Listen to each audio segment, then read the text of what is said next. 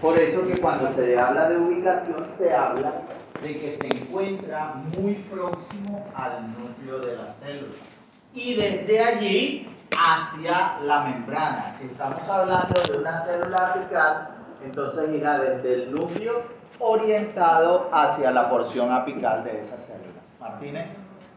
El núcleo y el retículo, o sea, comparten algo, comparten una membrana. Pues es continua. La membrana externa, recuerda que hay una doble membrana, una membrana interna de la envoltura nuclear y una membrana externa. Esa membrana externa del núcleo es la que es continua con el retículo endoplasmático.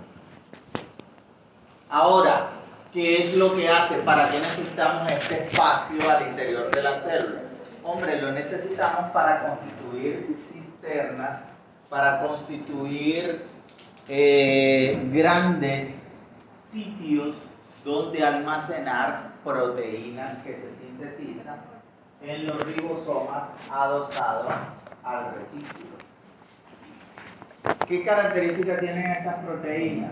Estas proteínas tienden a ser proteínas de secreción, es decir, proteínas que pueden servir como moléculas de señalización, sin rabia, o proteínas que van a ser parte de la membrana celular constituyendo el mosaico fluido, es decir, receptores que necesitan estar en la superficie.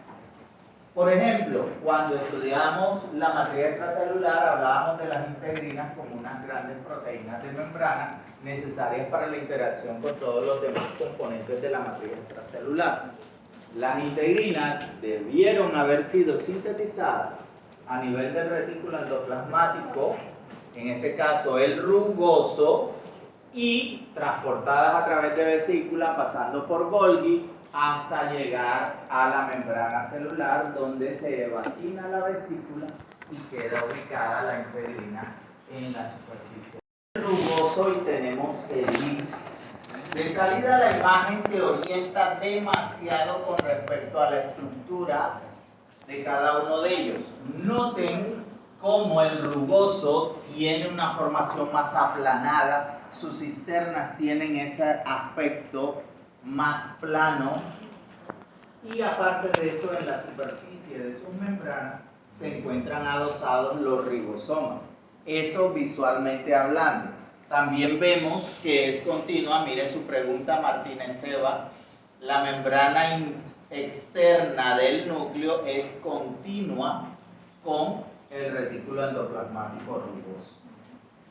Y cuando vemos al retículo endoplasmático liso, notamos que ya el aspecto no es como en la estructura de una cisterna aplanada, sino la de una serie de túbulos que se conectan entre sí.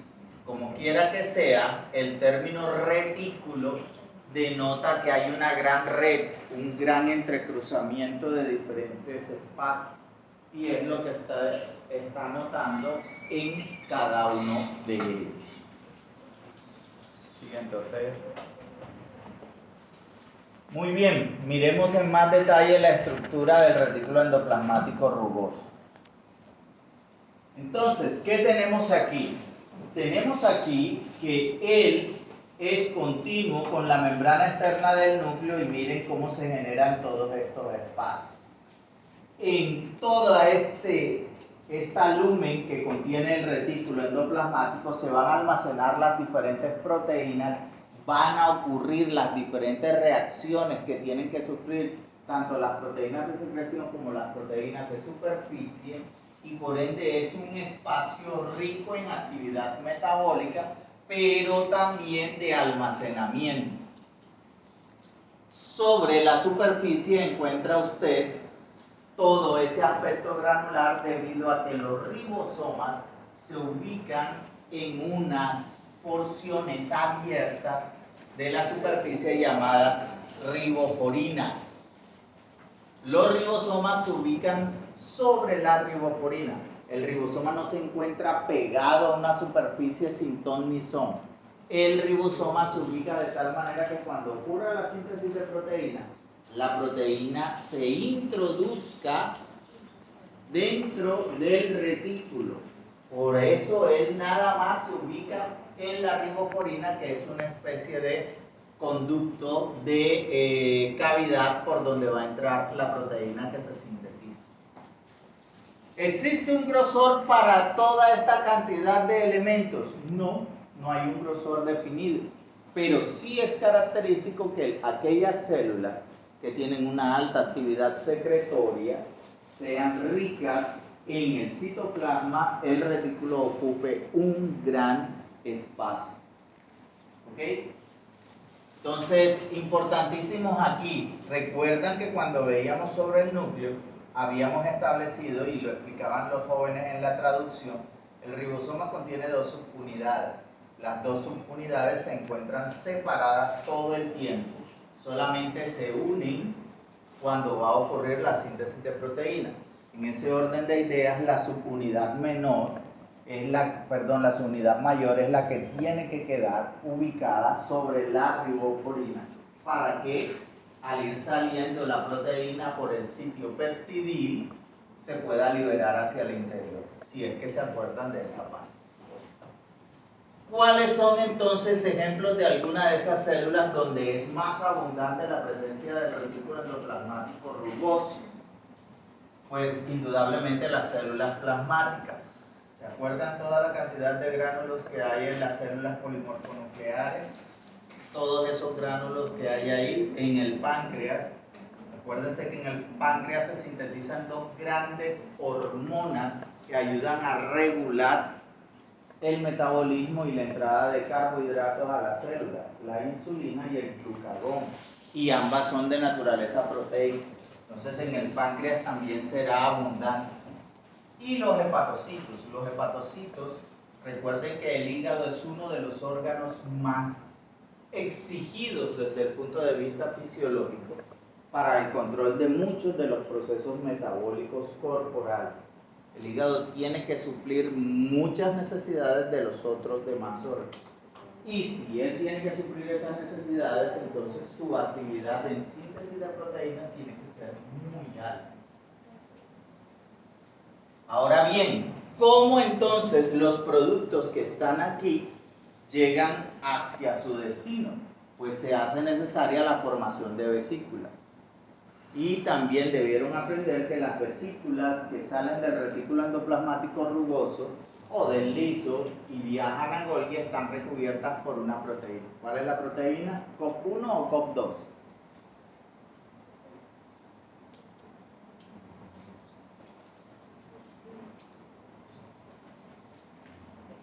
Ajá, y los que hicieron el taller. Si ven, primero cae un mentiroso que un cojo. ¿Dónde están todos los que hicieron el taller? Una de las preguntas del taller era tráfico vesicular y les dije que tenían que aprender sobre las proteínas que iban en la superficie. Entonces, las vesículas que salen del retículo a aparato de Golgi, ¿de qué están recubiertas? Ortega. Que cambie la diapositiva. Te asustaste, Ortega, te asustaste. ¿Qué pasa por andar con ese pelado? Dos grandes funciones realiza el retículo endoplasmático rugoso. Me decepcionaron, me dijeron que habían hecho el taller y no. Pero esa, y que respondimos todas las preguntas menos esa, profesora, háganos otra. Ok. La primera es síntesis y almacenamiento de proteínas, y aquí hay que ser muy específicos en la manera en que lo dices. Quienes sintetizan las proteínas son los ribosomas. El retículo endoplasmático simplemente genera el espacio, crea el espacio donde esa proteína se va a almacenar. Pero él no sintetiza a nadie, quien lo sintetiza es el ribosoma. Entonces, todas las proteínas que son sintetizadas en el ribosoma quedan en el espacio interior del retículo. ¿Cómo van a quedar esas proteínas? Pues en la mayoría como proteínas transmembranales, que era lo que les comentaba ahorita, y otras como productos de secreción, si es el caso en que tengan que hacerlo. Esa es, dicho de esa manera y explicado como la presencia de los ribosomas una primera función del retículo endoplasmático rugoso. La segunda gran función del retículo endoplasmático rugoso tiene que ver con la modificación que sufren las proteínas que se sintetizan en él. Y esa modificación que realizan ahí es la adición de carbohidratos, cadenas cortas de carbohidratos. Por eso, observa usted en la diapositiva que dice glucosilación de proteínas, que también se puede decir glicosilación de proteínas. ¿Dónde ocurre esta reacción? Esta reacción ocurre en el lumen. ¿Y de dónde vienen esos azúcares? Esos azúcares vienen del citosol. Esas cadenas de carbohidratos vienen del citosol y son transportadas al interior del retículo por el movimiento de flip-flop generado por el dolicol pirofosfato.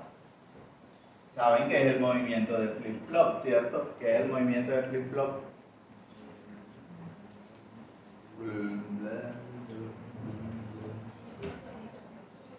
Otra pregunta del taller que no me responden. Es que esas dos preguntas fueron las que no respondimos del taller. ¿Cuál es el movimiento de flip-flop? Martínez. Martínez. Vizcaíno. Qué tristeza ya, a ver. Gutiérrez. Eso lo debieron haber aprendido en membrana celular. Cambio de posición de un lípido de una capa a la otra. Eso es flip-flop. El dolicol pirofosfato hace eso e introduce los carbohidratos al interior del retículo endoplasmático, transportando esos azúcares. Y bueno, aquí vemos lo que pasa. Dale a la siguiente diapositiva que creo que se ve mejor en la otra. Aquí. Vamos a mirar entonces mejor las funciones. Lo primero que quiero que noten es eso. La línea roja que usted está observando aquí es ARN mensajero. Y ese ARN mensajero es utilizado por los ribosomas para sintetizar la proteína. ¿Dónde se ubica el ribosoma? Se ubica sobre la riboforina. Y la proteína va ingresando al interior del retículo. Eso es lo que ustedes están viendo allí. Esa es la primera función que veíamos en la diapositiva anterior. La siguiente, Ortega. Y aquí no se ve bien. Hazles un solo a la parte de abajo, mija. Un segundo. Es la segunda, ¿no? Eso. Ok. Bien, y lo segundo que debemos notar es precisamente la glicosilación. Tenemos aquí el ribosoma sintetizando la proteína. Vemos aquí el dolicol pirofosfato que trae la cadena de carbohidratos.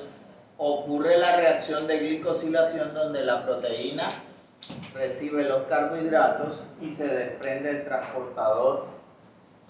Luego esa proteína sigue sufriendo modificaciones a nivel de esos carbohidratos.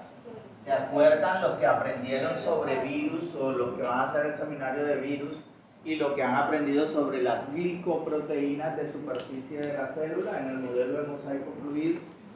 Por eso reciben el nombre de glicoproteína o de glucoproteína, por la adición de esos grupos carbohidratos. Pero noten que para que una proteína llegue a su estado definitivo, tienen que irse modificando todos esos carbohidratos que están unidos a ella. Vean ustedes cómo de manera didáctica han ido mostrando que se van desprendiendo algunos de esos carbohidratos. Ruédala, Ortega.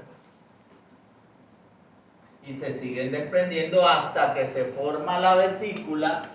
Miren la vesícula recubierta por ¿cuál? ¿COP1 o COP2? Todavía nada. Uno.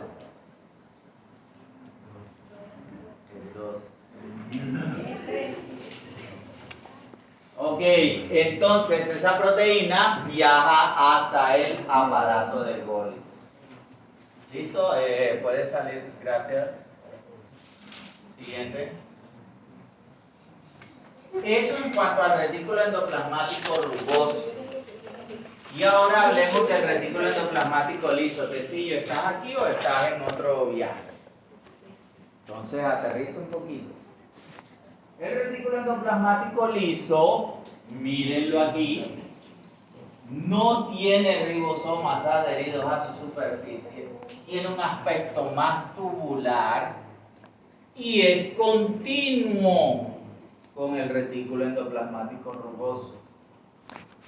No quiere decir que uno esté montado sobre otro, es más bien uno está al lado del otro, pero el liso no tiene nada que ver con la envoltura, con la membrana externa del núcleo. Eso sí hay que aclararlo, a pesar de que existe esa continuidad. Cuéntale el chisme para que ella se ría también, hija. No la dejen mucha a la mitad.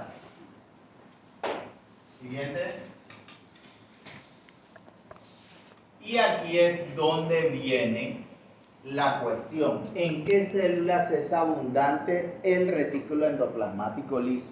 Y junto con las células vamos a ir mirando algunas de las funciones del retículo endoplasmático liso. Miren que el rugoso realmente no tenía una gran cantidad de funciones, pero el liso tiene funciones diversas dependiendo de los diferentes tipos celulares. ¿Dónde es abundante entonces el retículo endoplasmático liso? En células del músculo estriado. En tales células, miren la forma que adopta el retículo endoplasmático liso. ¿Se acuerdan que tenían que ver biologías molecular de la contracción muscular? Están viendo allí el retículo sarcoplasmático. Es el mismo retículo endoplasmático liso, pero entonces se quisieron refinar y como estaban las sarcómeras de las fibras musculares, le colocaron ese nombre. Noten cómo junto o paralelo a ese retículo sarcoplasmático se encuentran las fibras que van a realizar la contracción. ¿Cuáles fibras? Los microfilamentos de actina y también la miosina. ¿Qué necesitan esos señoritos para interactuar? Calcio. Necesitan calcio. Entonces, el retículo endoplasmático liso en este tipo de células va a constituirse en un almacén de cationes divalentes para que ocurra este proceso de contracción, para que esas proteínas puedan interactuar unas sobre las otras. Pero si estamos hablando de células intersticiales, como las que están observando ahí, a nivel de testículo y a nivel de corteza suprarrenal, entonces el retículo endoplasmático liso no va a tener como prioridad ser un reservorio de calcio, sino que va a tener como prioridad sintetizar compuestos lipídicos, específicamente de naturaleza hormonal. Como son hormonas esteroideas, son hormonas derivadas del ciclopentano peridrofenantreno, con las que se forman todos este tipo de compuestos. ¿Qué hombre? Yo tengo los lípidos que se sintetizan en el taller. Y los tienes, eso estaba en el taller. Pues dilo para ver. Bueno, se lleva la mayor parte de la síntesis de lípidos celulares, los cuales están compuestos por los triglicéridos, fosfolicéridos, ceramidas y los esteroides. Todos los lípidos que constituyen el modelo de mosaico fluido se forman aquí en el retículo endoplasmático liso. Eso es cierto. Pero para la particularidad del tipo de célula que estamos hablando, aquí la función primordial de ella no es solamente producir esos lípidos que ayudan a renovar la membrana celular, sino la de las hormonas esteroideas para regular todos los procesos endocrinos en este caso. Entonces miren, ya llevamos dos funciones, Ortega. Entonces, a nivel del hepatocito, el retículo endoplasmático liso almacena el citocromo P, que es el encargado de metabolizar muchos compuestos químicos, sobre todo los de naturaleza farmacológica.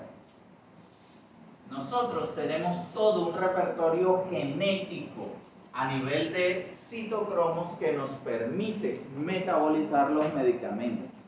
Es tan vital esta connotación genética que se ha encontrado que hay individuos que frente a ciertos medicamentos van a generar respuestas rápidas o respuestas lentas dependiendo de su repertorio genético, haciendo que no sea lo mismo decirle al paciente tómese esto cada 8 horas o tómese esto cada 24 horas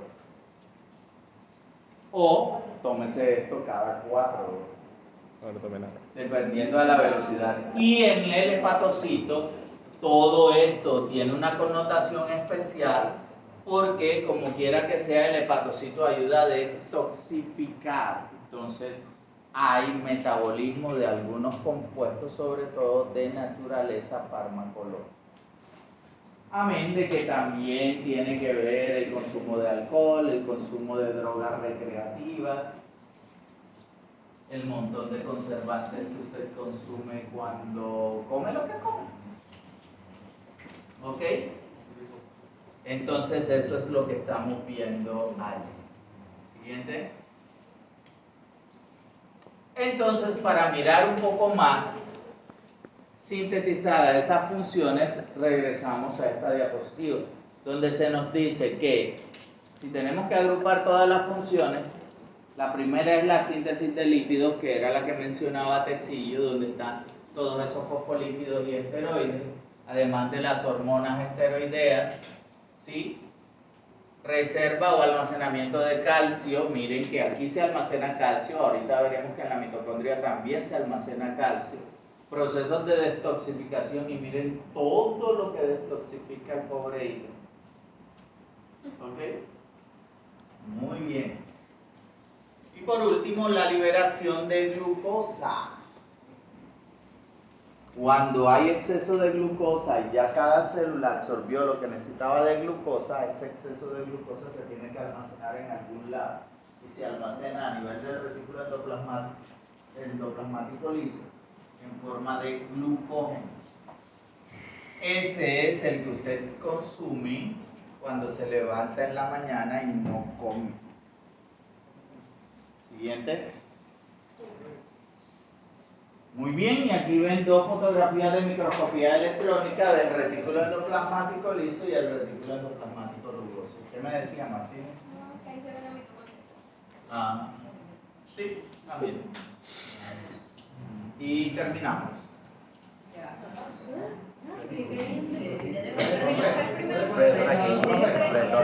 ¿Qué hombre? Aquí leyendo y que dice que el retículo liso, el retículo endoplasmático liso, tiene alguna